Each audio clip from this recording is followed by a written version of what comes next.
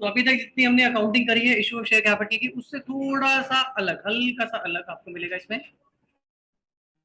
तो डालेंगे हेडिंग बेटा, issue of shares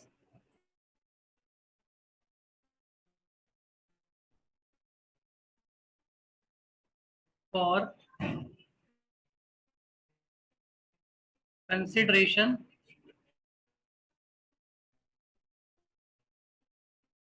other than cash.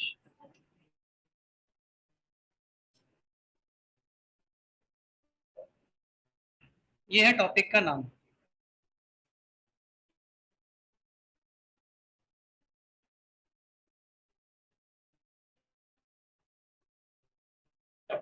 Time से आए भी तो सारे बच्चे 10 minute late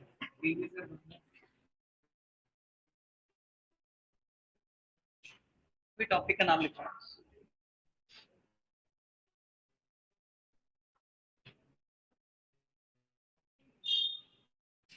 topic is issue of shares for consideration other than cash. बच्चों बातें नहीं करेंगे।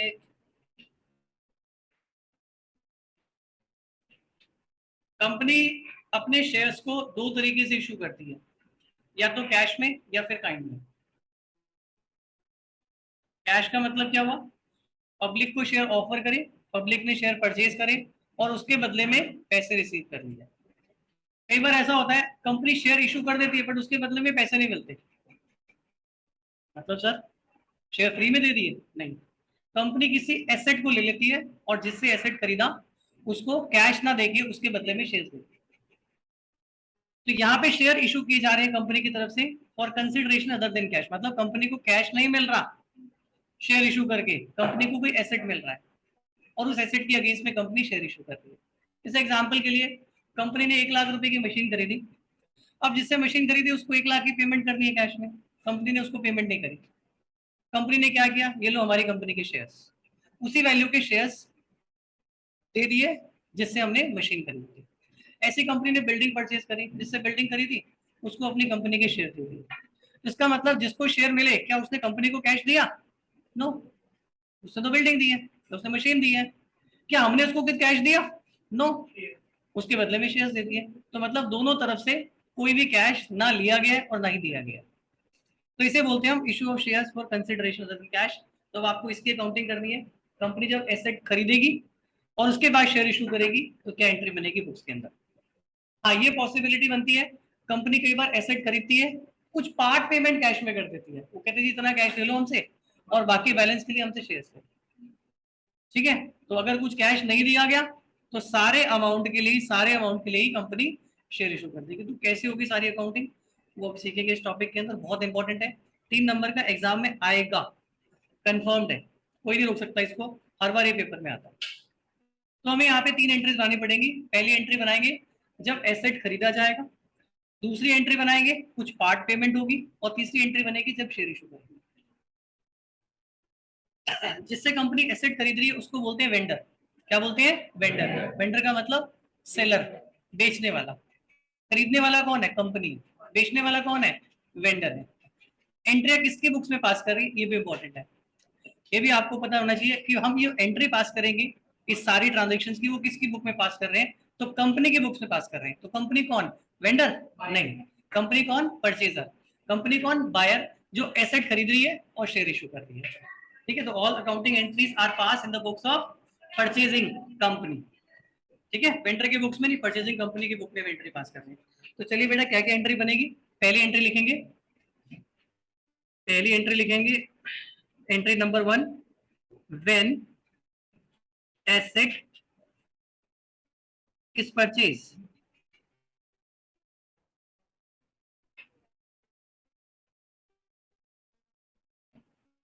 सबसे पहले बेटा कंपनी एसेट को खरीदेगी तो कंपनी की बुक में एंट्री क्या बनेगी? कंपनी के पास क्या आया? एसेट आया, एसेट को डेबिट कर देंगे। अगर एक एसेट आया तो एक को लिख देंगे। कई बार कंपनी 3-4 एसेट खरीद लेती है तो वो 3-4 जो एसेट आए हैं उन सबको अलग अलग करके डेबिट करेंगे, एक साथ नहीं लिखेंगे, ये ध्यान रखें। ठीक है, तो एंट्री क्या बनेगी बेटा? पहली एंट्री बनेगी asset account, asset account debit to, किससे खरीदा? वेंडर से खरीदा, तो वेंडर अकाउंट को हम क्रेडिट कर देंगे।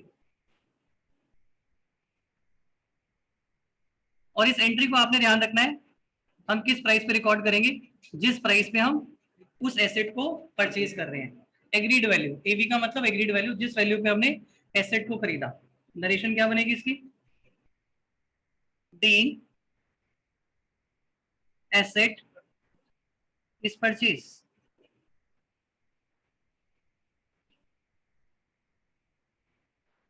हाँ जी, समझ में आया सबको।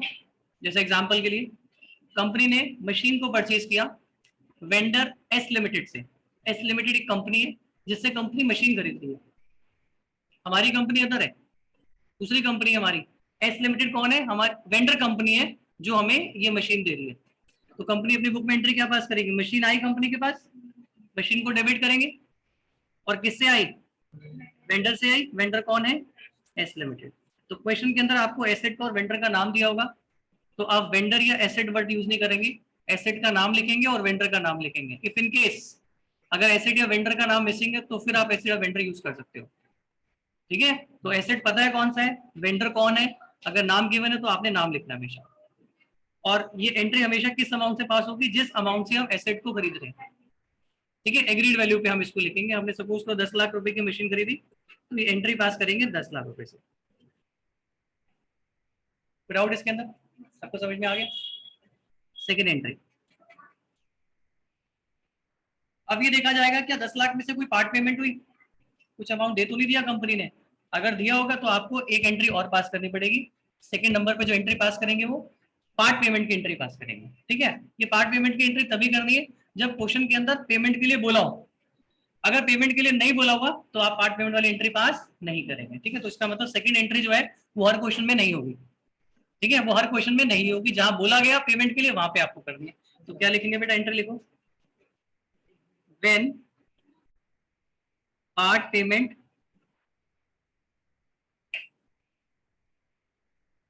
Made in cash. अब ये पेमेंट कैश में भी होती है, ये पेमेंट कई बार बैंक के थ्रू भी होती है, और कई बार हम कंपनी बिल एक्सेप्ट कर लेती है। अगर बिल एक्सेप्ट कर लिया तो इसका मतलब बिल्स पेबल बन जाएगा और इसके थ्रू पेमेंट होगी बाद में।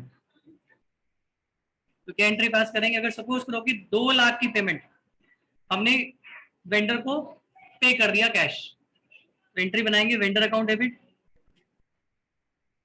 Vendors account debit to.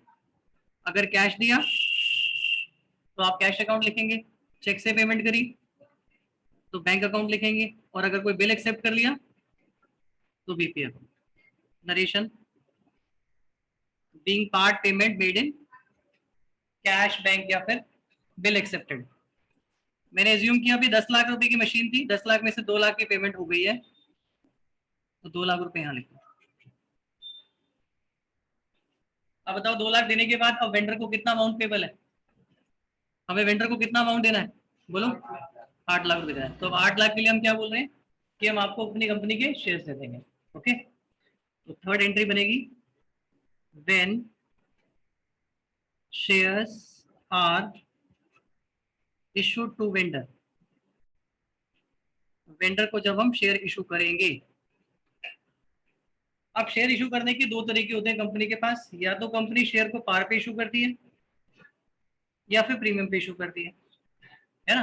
पार का मतलब फेस वैल्यू के बराबर, प्रीमियम का मतलब फेस वैल्यू से ज्यादा। तो पहला केस, अगर वेंडर को शेयर पार पे मिले हैं तो एंट्री बनेगी, vendor account debit, vendor account debit to share capital account,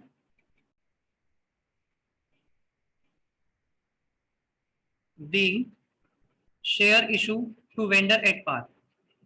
ये एंट्री बन जाएगी। और अगर प्रीमियम पे शेयर इशू हुए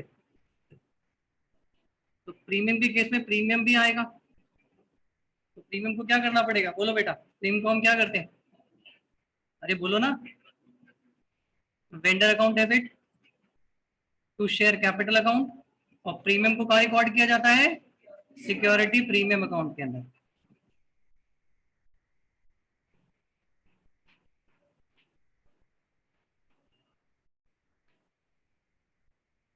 अब देखो इस एंट्री का अमाउंट कैसे आएगा, ये अमाउंट निकालना बहुत इंपॉर्टेंट है। ये एंट्री सबसे इंपॉर्टेंट है और इस एंट्री का अमाउंट कैसे निकलेगा ध्यान से देखना, यहाँ गलती होती है। पहला केस, अगर पार पे शेयर इशू हुए, अब मुझे बताओ पार पे अगर शेयर इशू हुए तो कंपनी के शेयर की जो भी फेस वैल्यू होगी उसी फेस वैल्यू पे शेयर इशू हो जाएगा। यहाँ पे पहला केस करते हैं पार वाला। कितना अमाउंट पेबल है वेंडर को, कितना अमाउंट पेबल है? 10 लाख में से 2 लाख की तो पेमेंट कर दी, तो 8 लाख रुपए का अमाउंट पेबल है वेंडर को। अब 8 लाख के लिए हम बोल रहे हैं कि हम आपको अपने शेयर दे देंगे। सपोज करो शेयर की फेस वैल्यू 10 रुपए की, तो 10 रुपए का शेयर कितने में मिलेगा? 10 में मिलेगा। हमें वेंडर को कितने पैसे देने हैं? 8 लाख रुपए देने हैं। एक शेयर कितने का कंपनी का? 10 रुपए का है, तो 10 रुपए में एक शेयर मिलता है। तो वेंडर को जो 8 लाख पेबल है उसमें कितने शेयर मिलेंगे वेंडर को? नंबर अगर निकाले, वेंडर को कितने शेयर दिए कंपनी ने? भाई 8 लाख का तो अमाउंट है ना जो वेंडर को देना है, शेयर तो नंबर में होते हैं, तो कितने शेयर मिलेंगे वेंडर को बोलो? 80,000। कैसे निकाला आपने? 8 लाख को 10 से डिवाइड कर दिया, यानी कि 80,000 शेयर हमने वेंडर को दे दिए। तो पहले आपको निकालना पड़ेगा number of shares given to vendor. जितने नंबर ऑफ शेयर्स निकल के आएंगे इसको फेस वैल्यू से मल्टीप्लाई करके आप लिखेंगे शेयर कैपिटल में। कितने नंबर ऑफ शेयर्स दिए? 80,000। फेस वैल्यू कितने की है? 10 रुपए की। तो शेयर कैपिटल में कितना अमाउंट आ गया? 8 लाख। तो कितने की कैपिटल दी हमने उनको? 8 लाख रुपए की। और वेंडर को अमाउंट भी पेबल कितना था? 8 लाख। यानी 8 लाख रुपए वेंडर को देना था और 8 लाख रुपए की हमने उनको शेयर कैपिटल दे दी। ओके, जितने पैसे देने थे उतनी वैल्यू के शेयर्स हमने दे दिए। ठीक है, समझ में आ गया सब बच्चों को? अब आप ये भी सोच सकते हो कि सर इतना झमेला क्यों कर रहे हो, पता तो 8 लाख रुपए आ रहे हैं, 8 लाख तो देने हैं, तो सीधा वेंडर टू शेयर कैपिटल लिख लेते हैं 8 लाख 8 लाख। अब ये amount payable to vendor number of shares निकालने की जरूरत क्या है? पार में जरूरत नहीं पड़ती, लेकिन प्रीमियम में आपको जरूरत पड़ेगी। प्रीमियम में थोड़ा चक्कर पड़ेगा। अब क्या चक्कर पड़ेगा बताऊंगा आपको मैं। पार वाला केस तो सिंपल होता है कि भाई जितना अमाउंट देना वेंडर को उतने की वैल्यू के हम उनको शेयर पकड़ा देंगे, तो वेंडर में भी सेम अमाउंट, शेयर कैपिटल में भी सेम अमाउंट। अब दूसरा केस देखो, ये केस सबसे इंपॉर्टेंट है और यही एग्जाम में आता है। प्रीमियम वाला केस सबसे ज्यादा एग्जाम में आता है और यही गलती बच्चा करता है। और क्या गलती करोगे क्योंकि आपको बताऊंगा मैं, और वो आपने गलती नहीं करनी है। ठीक है, नहीं करनी है। तो जब हम प्रीमियम पे शेयर देंगे वेंडर को तो उस केस में कितने की वैल्यू के शेयर मिलेंगे? अब देखो हमें 8 लाख रुपए देना है वेंडर को, 8 लाख रुपए पेबल है वेंडर को। अब 8 लाख देने तो हम कह रहे हैं आपको शेयर देंगे, इस तरीके से देंगे कि आपको शेयर प्रीमियम पे इशू होंगे। तो जब शेयर प्रीमियम पे दिए जाएंगे तो इसका मतलब इस 8 लाख के अमाउंट के अंदर ही शेयर कैपिटल है और इसी के अंदर सिक्योरिटी प्रीमियम है। तो आपको क्या करना पड़ेगा? इस 8 लाख के अमाउंट को बाइफिकेट करना पड़ेगा, ढूंढना पड़ेगा कि इसमें कितना कैपिटल है और कितना प्रीमियम। अब ऐसा नहीं कि भाई 8 लाख उसको देना है तो बोल रहे भाई प्रीमियम हमारा 10% है तो 8 लाख का 10% निकाल के वो प्रीमियम में दो, वो कुछ कैश नहीं देने वाला। अब जो सारा निपटारा वो 8 लाख में ही होगा। तो हम कह रहे हैं कि 8 लाख के लिए हम आपको शेयर देंगे, प्रीमियम पे देंगे, तो इसका मतलब 8 लाख में शेयर कैपिटल है और इसी के अंदर प्रीमियम है। तो प्रीमियम को आपको अलग करना पड़ेगा और प्रीमियम को अलग करने के लिए पहले आप क्या करेंगे? शेयर के नंबर निकालेंगे। प्रीमियम का अमाउंट निकालने के लिए आपको कैपिटल का अमाउंट अलग करना है, प्रीमियम का अमाउंट अलग करना है। तो इन अमाउंट को अलग अलग करने के लिए पहले आपको शेयर्स के नंबर निकालने पड़ेंगे। तो यहाँ पे नंबर ऑफ शेयर्स निकालना बहुत इंपॉर्टेंट है। बिना नंबर ऑफ शेयर के शेयर कैपिटल प्रीमियम अलग अलग नहीं हो पाएगा। अब गलती क्या होती है, बच्चे क्या करते हैं बताऊंगा, पहले आप सीख लो इसको। पहले नंबर ऑफ शेयर्स निकालेंगे, number of shares issue to vendor. Vendor को कितने शेयर मिलेंगे? वेंडर को कितने शेयर मिलेंगे? सपोज करो जो कंपनी का शेयर है वो 10 रुपए का है, ठीक है? एक मिनट रुकना।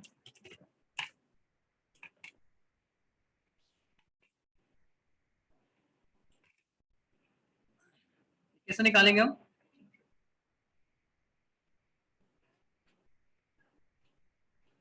अमाउंट पेबल टू वेंडर, इसका फॉर्मूला लिखो, अमाउंट पेबल टू वेंडर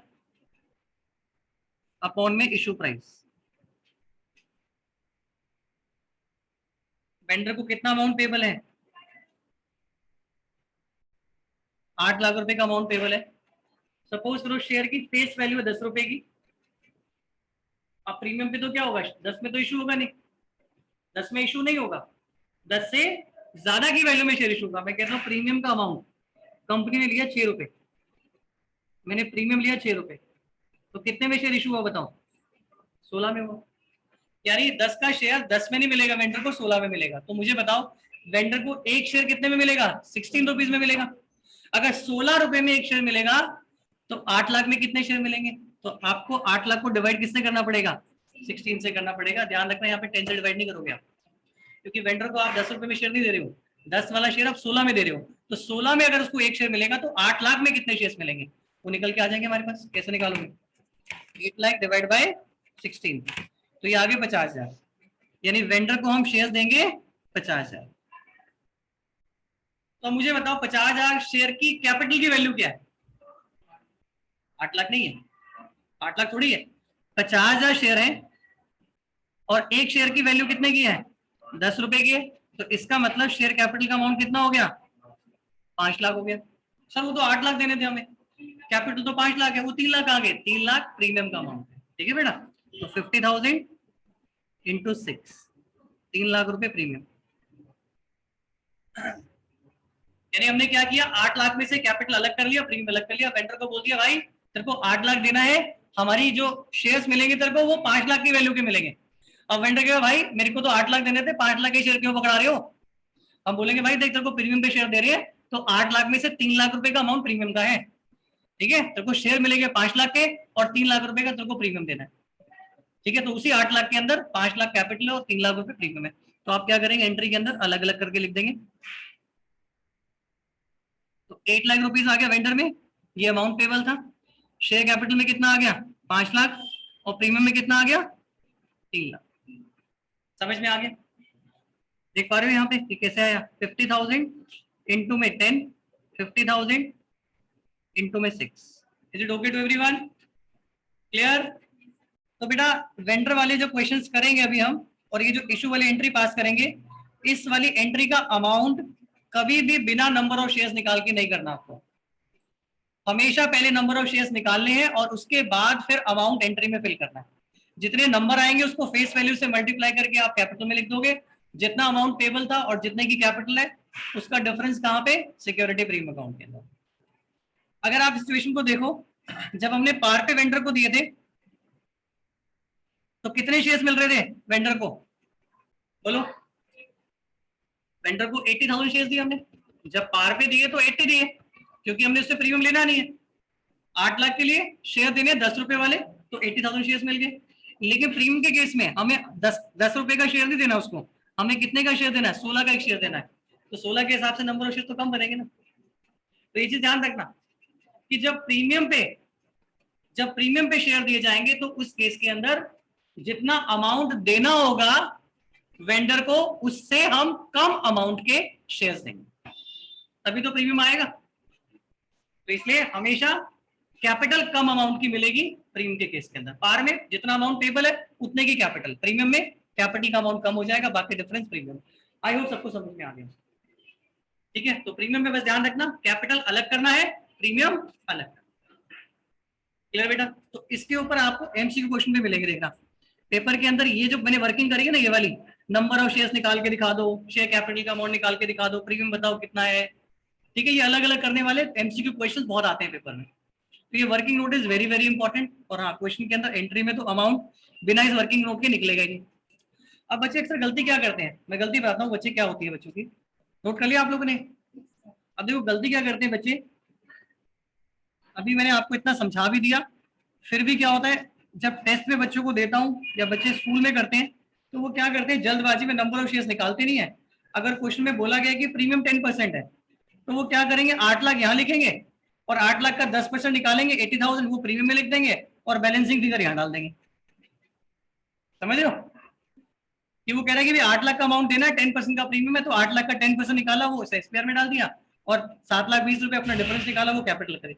गलत हो जाएगा, गलत हो जाएगा ऐसे केस में। अब मुझे एक बात बताओ, अगर आप इस तरीके से करोगे तो क्या 8 लाख का 10% उसको प्रीमियम देना है? नहीं, 8 लाख में से प्रीमियम का अमाउंट, ठीक है। 8 लाख में से प्रीमियम का अमाउंट होगा तो प्रीमियम का अमाउंट तभी निकलेगा जब आप उसके नंबर ऑफ शेयर्स निकालेंगे। तो ध्यान रखना इस एंट्री का कैपिटल का अमाउंट, प्रीमियम का अमाउंट बिना नंबर ऑफ शेयर्स निकाले आपको नहीं डालना है।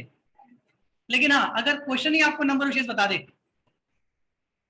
अगर क्वेश्चन ही आपको ये बता दे कि इतने नंबर ऑफ शेयर्स हम वेंडर को देंगे, फिर तो कोई दिक्कत ही नहीं भाई। ये वर्किंग नोट जो आप बना के निकालते हो नंबर, क्वेश्चन खुद ही बता रहा है आपको हम 50,000 शेयर्स दे रहे हैं, तो क्या दिक्कत है फिर? जितने नंबर ऑफ शेयर्स दिए हुए हैं उसको आप फेस वैल्यू से मल्टीप्लाई करके शेयर कैपिटल में लिख देना, और प्रीमियम से मल्टीप्लाई करके प्रीमियम में लिख देना, आसान हो जाएगा। क्लियर सब बच्चों को? चलो क्वेश्चन करते हैं। तो ये सारा कंसेप्ट था, एंट्रीज थी कंसेप्ट के ऊपर। अब इसका एप्लीकेशन देखते हैं कि इनको अप्लाई कैसे करना है।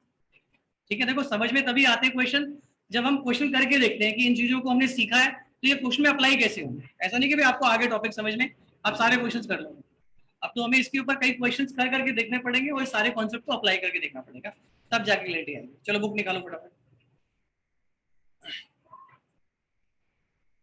हाँ जी बेटा, ऑनलाइन वाले बच्चों को समझ में आ गया? Yes sir. ठीक, अंगद आए क्यों नहीं आज?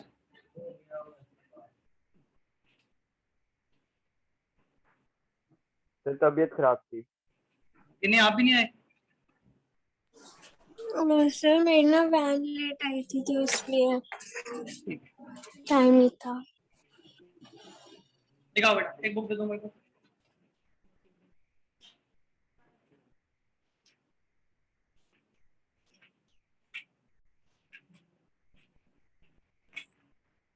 Question number 27।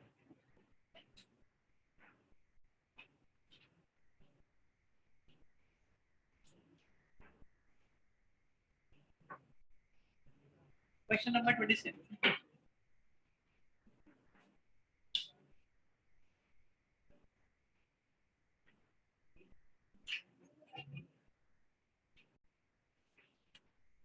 मिल गया सब बच्चों को? चलिए बेटा क्वेश्चन पढ़ते हैं। तो ऑनलाइन वाले बच्चे बेटा बुक निकाल लो, question number 27,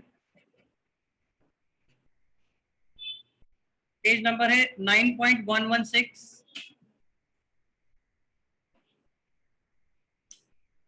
2000 equity share of ₹10 each were issued to Moon Limited, from whom asset of 25,000 were acquired। 5 general entry. तो क्या कह रहा है, कंपनी ने क्या किया, 2000 इक्विटी शेयर इशू कर दिए मून लिमिटेड को। ये कौन है भाई मून लिमिटेड? ये मून लिमिटेड कौन है? ये वेंडर है जिससे कंपनी ने एसेट खरीदा। एसेट की वैल्यू कितने की थी? 25,000 रुपए की थी। शेयर कितने की दिए? 2000 के दिए। एक शेयर कितने का है? 10 रुपए का है। तो शेयर कैपिटल का अमाउंट कितना हो गया? 20,000 हो गया। तो 25,000 रुपए के लिए आपने शेयर कितने दिए? 20,000 के दिए। तो भाई 5 कहाँ गए? 5,000 रुपए। देखो इस क्वेश्चन के अंदर आपको शेयर के नंबर निकाल के दिए हुए, तो हर क्वेश्चन में ऐसे नहीं करेगा वो, कई क्वेश्चन के अंदर नंबर आपको निकालने भी पड़ेंगे। चलो पहली एंट्री बताओ क्या बनेगी? एसेट का नाम है नहीं हमारे पास, एसेट गिवन नहीं है कि मशीन है, बिल्डिंग है, फर्नीचर है, क्या है कुछ पता नहीं हमें, तो क्या लिखेंगे? Asset account. नहीं वेंडर का नाम तो बच्चे दिया हुआ है ना, वेंडर का नाम तो गिवन है। वेंडर कौन है? Moon limited. कितने का एसेट? 25,000 रुपए का। बीइंग एसेट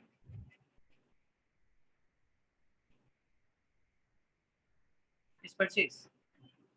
ये होगी पहली एंट्री। क्या कोई पार्ट पेमेंट हो रही है? क्या कुछ कैश दिया, कोई चेक दिया, कोई बिल एक्सेप्ट किया? नो।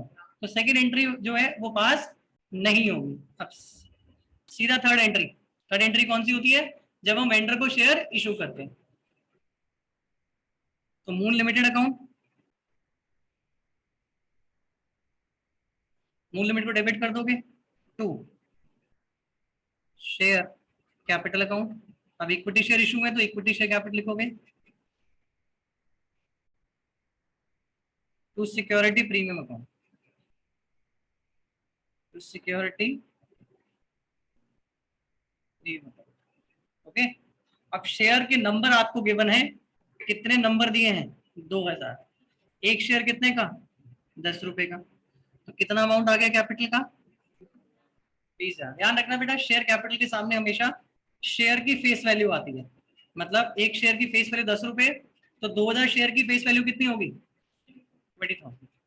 ठीक है, तो हमेशा शेयर कैपिटल को उसकी फेस वैल्यू से या नॉमिनल वैल्यू से हम क्रेडिट करते हैं। अब अमाउंट पेबल कितना था? अमाउंट पेबल था 25,000,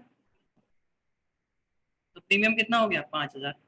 narration being share issued at premium.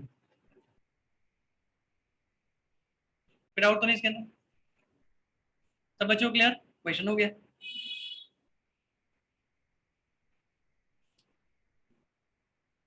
Arshdeep समझ में आ गया? किसी बच्चे को डाउट? सबको क्लियर? नेक्स्ट क्वेश्चन देखो 28। देखो क्वेश्चन की प्रैक्टिस कर करके हमें कंसेप्ट को डेवलप करना होता है।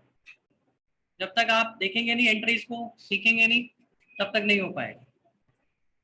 तो अमृत धारा limited issued 800 equity share of rupees 100 each at a premium of 25% as fully paid up in consideration of the purchase of plant and machinery 1 lakh. Pass entry in company journal. Company ने कौन सा asset खरीदा? Plant और machinery. Entry क्या बनेगी? Plant और machinery account, debit to, कौन है भाई वेंडर? वेंडर कौन है? नहीं बच्चे ये गलती करोगे, अमृत धारा तो इशू कर रहा है, वेंडर अपने आप को इशू कर लेगा? वेंडर को इशू कौन करेगा? परचेसिंग कंपनी करेगी। तो क्वेश्चन के अंदर वेंडर का नेम गिवन नहीं है, क्या लिखेंगे? To vendor account. Narration being machine purchase from vendor, amount is 1 lakh, 1 lakh रुपए की प्लांट और मशीनरी खरीदी। Second entry, second entry. अब वेंडर को हमने शेयर दिए, क्या आपको क्वेश्चन में गिवन है नंबर ऑफ शेयर्स कितने हैं? Yes, number of shares given है। नंबर ऑफ शेयर्स कितने हैं बच्चों? Sir number of shares given है 800। एक शेयर की फेस वैल्यू कितने की है? 100 रुपए की। अगर मैं मल्टीप्लाई करूंगा 800 को 100 से तो कितना अमाउंट आएगा? 80,000 आएगा। लेकिन अमाउंट पेबल कितना था? 8 लाख था, सॉरी 1 लाख था। अमाउंट पेबल 1 लाख था, शेयर कैपिटल 80 की। तो मुझे बताओ premium, security premium account, security premium account,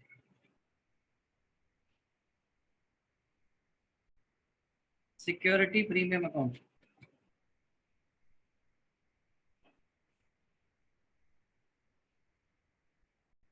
या तो डिफरेंस निकाल लो, या तो डिफरेंस निकाल लो आप, या फिर एक तरीका और है निकालने का। कैसे निकाल सकते हो आप? कैसे निकाल सकते हो बोलो? नंबर ऑफ शेयर्स कितने हैं? 800। प्रीमियम कितना है? 25%। तो एक शेयर पे प्रीमियम कितना होगा? 25 होगा। मल्टीप्लाई करके देखो 20 आएगा। या एक तरीका और है, 80,000 का आप 25% निकालो तो भी 20,000 आएगा। बैलेंसिंग फिगर निकाल लो, वो सबसे ज्यादा आसान है, शॉर्टकट। लेकिन पता आपको होना चाहिए कि नंबर ऑफ शेयर से भी कैसे निकालते हैं, और डिफरेंस तो आपको पता ही है। क्लियर बेटा? समझ में आ गया? तो नरेशन क्या लिखेंगे? Being share issued at premium. Is it okay to everyone? चलो एक क्वेश्चन करते हैं जहां पे आपको नंबर निकालने पड़ेंगे। Question number 29।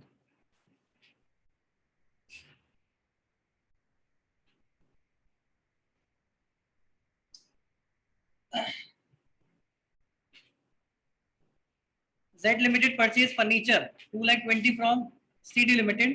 The payment was made by issue of 9% preference share of 100 each at a premium of 10 per share. तो फर्नीचर खरीदा और उसके बदले में शेयर दे दिया, एंट्री पास कर दी। क्या नंबर बताया मैं आपको? क्या हमें शेयर की संख्या, शेयर के नंबर गिवन है? नहीं गिवन है, हमें सिर्फ अमाउंट पता है। फर्नीचर 2,20,000 का खरीदा गया और उस 2,20,000 के लिए हमें शेयर देने हैं, और ऐसे देने हैं कि 10 रुपए का उसमें प्रीमियम भी हो। तो बताओ हमें क्या करना पड़ेगा? 2,20,000 रुपए में से कैपिटल का अमाउंट अलग करना पड़ेगा और प्रीमियम का अमाउंट अलग करना पड़ेगा। तो पहले तो एंट्री पास कर लेंगे बच्चों। जो परचेज किया एसेट, कौन सा एसेट है? Furniture account. तो फर्नीचर अकाउंट को डेबिट करो, फर्नीचर अकाउंट डेबिट हो गया 2। वेंडर का नाम बताओ इसमें से। वेंडर का नाम CD लिमिटेड।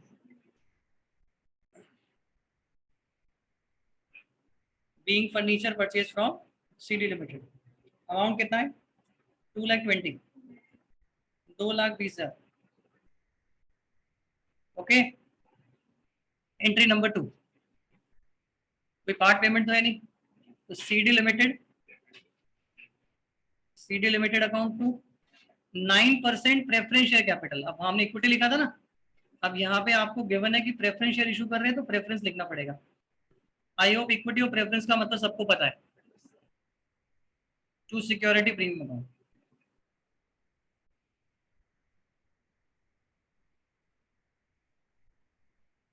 बीइंग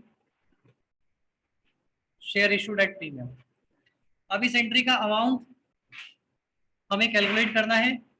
हमें 2,20,000 में से कैपिटल अलग करनी है, प्रीमियम अलग करना है। तो इसके लिए बेटा वर्किंग नोट में निकालेंगे number of shares issue to vendor, number of share issue to vendor. Formula क्या है? Amount payable to vendor, amount payable to vendor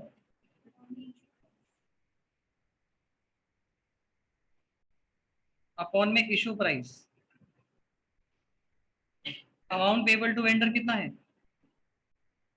amount payable to vendor is 2,20,000 upon में इशू प्राइस। अब issue price एक share की face value 100 है और premium कितने का है? 10 रुपए का है। तो शेयर कितने का मिला वेंडर को? 110 का मिला।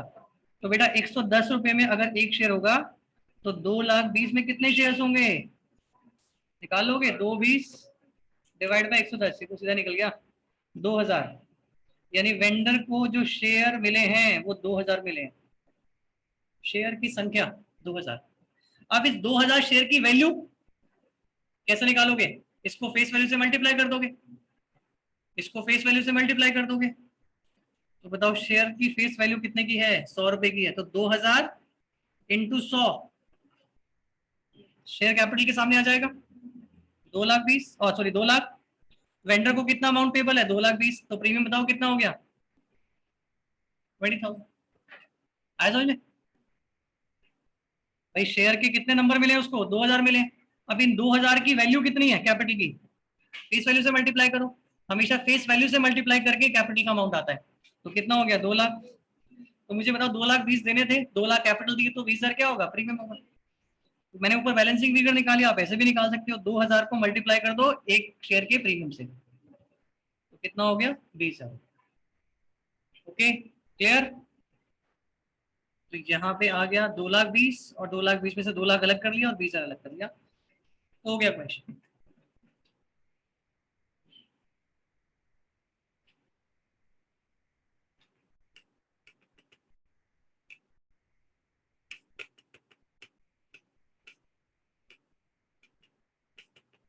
क्वेश्चन नंबर 30 होमवर्क में रहेगा, सेम क्वेश्चन है। 30 को होमवर्क में मार्क कर लो।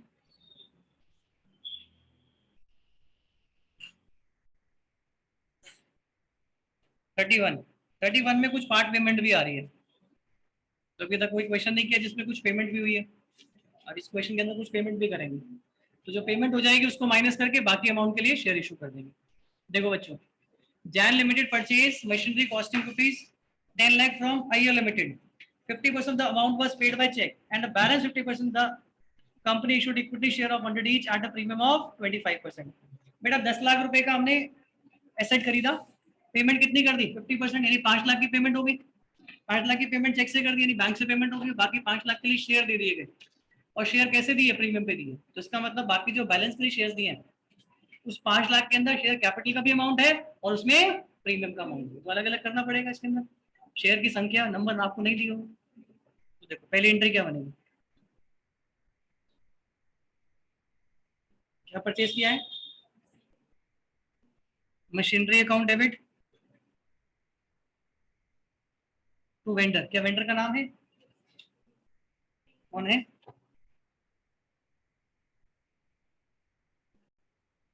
ठीक है, एयर लिमिटेड। तो being machinery purchase from vendor, amount is 10 lakh. 10 lakh, ठीक है। लिमिटेड है बच्चे।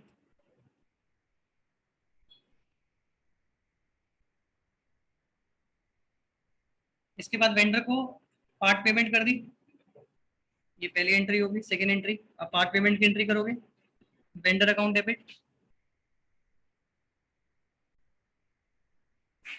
To bank account. Hello, to bank account narration being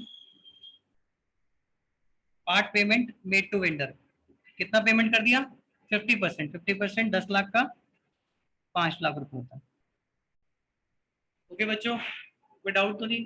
अच्छा, थर्ड एंट्री।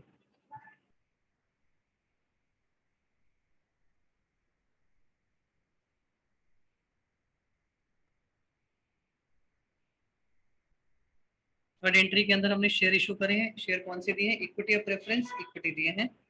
तो to equity share capital, to security premium.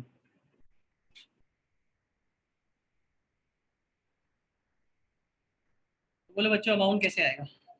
Sir amount निकालने के लिए पहले शेयर के नंबर निकाल लो, जितने नंबर शेयर के वेंडर को इशू होंगे। कैसे निकालोगे? Number of shares issued is equal to amount payable. Amount payable 10 lakh लूंगा या 5 लाख लूंगा? 5 लाख तो कर दिया ना अभी पेमेंट, तो रिमेनिंग अमाउंट कितना रह गया? 5 लाख रह गया। तो 5 लाख का अमाउंट है और इसके लिए शेयर दिए जाएंगे। एक शेयर की फेस वैल्यू 100, प्रीमियम कितने परसेंट? 25%। अभी 25% किसका होता है? 100 का ही होता है। तो 100 का 25% 25, तो 5 लाख डिवाइड बाय 125, मतलब 125 में एक शेयर मिलेगा, तो 5 लाख में कितने शेयर मिलेंगे? तो ये 4000 शेयर आ गए। तो शेयर दिए वेंडर को हमने 4000। अब इन 4000 की कैपिटल की वैल्यू कैसे निकालोगे? इन 4000 की कैपिटल की वैल्यू, ये इंपॉर्टेंट है। 4000 शेयर के नंबर है। अब आपकी कैपिटल और प्रीमियम अलग हो जाएगा। कैपिटल निकालने के लिए इसको फेस वैल्यू से मल्टीप्लाई करो, ठीक है? कैपिटल निकालने के लिए फेस वैल्यू से मल्टीप्लाई करो। एक शेयर की फेस वैल्यू कितनी है? 100 रुपए है। तो अमाउंट कितना हो गया? 4 लाख हो गया। प्रीमियम निकालने के लिए या तो बैलेंसिंग फिगर निकाल लो, या एक शेयर पे प्रीमियम 25 रुपए, तो 1 लाख हो गया। तो 4 लाख रुपए कैपिटल का अमाउंट हो गया और 1 लाख रुपए प्रीमियम हो गया। ऊपर एंट्री भर दो ये अमाउंट। मैं यहाँ पे भी लिख देता हूँ, 4000 into 100, 4000 into 25, amount payable to vendor is 5 lakh. यहाँ पे 4 लाख और यहाँ पे 1 लाख।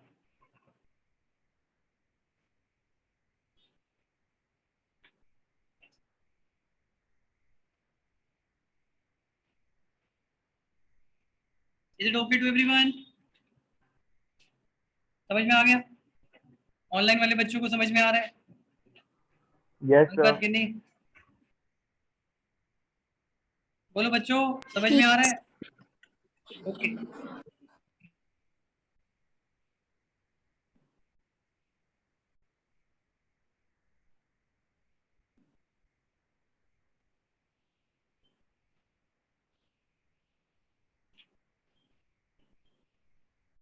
ऑनलाइन के अंदर एक खास बात है, आए ना आए यस जरूर बोलता है बच्चा, है ना? ये असली वाला यस है या बस वही बोलने वाला यस है? अंगद, सर असली Sir, वाला असली है। वाला.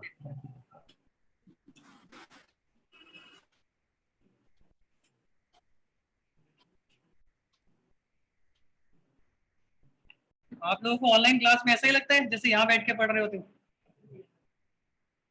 उतना ही समझ में आ रहा होता है बच्चों?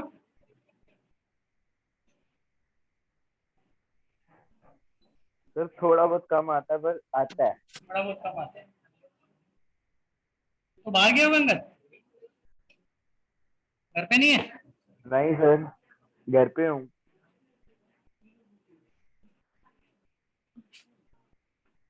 चलो बच्चों, अब इसके बाद अगला केस करते हैं।